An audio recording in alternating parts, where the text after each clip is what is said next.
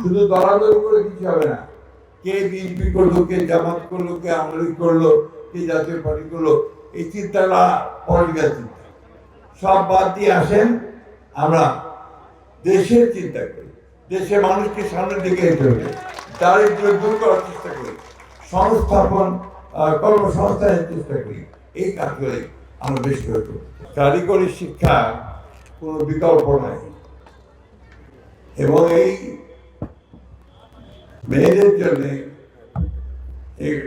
জন্য এই শিক্ষাটা হচ্ছে আরো বেশি জরুরি।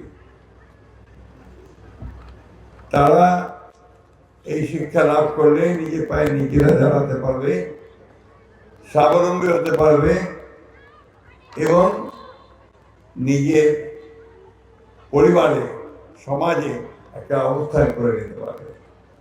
এই জন্য আমরা সর্বাত্মকভাবে এই উদ্যোগকে আমরা সমর্থন জানাবো এবং আমরা সবসময় তাদের পাশে থাকবো।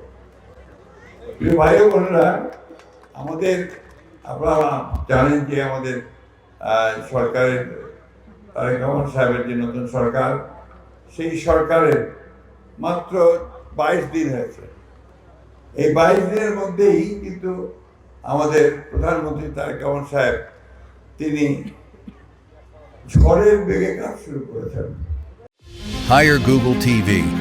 Smart living powered by Homey AI. আপনারা নিশ্চয়ই লক্ষ্য করেছেন যে পত্রিকায় এসেছে যে গত পরশু তখন যিনি অফিসের দিকে যাচ্ছিলেন, যাওয়ার আগে গাড়িতে ওঠার আগে তিনি বলছেন যে চলেন এখন যুদ্ধে যাই।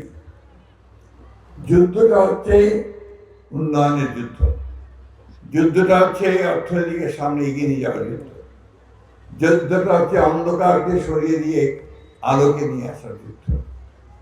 এই বিষয়গুলো খুব গুরুত্বপূর্ণ। আমরা অতীতে এই সমস্ত কথা খুব কম শুনেছি।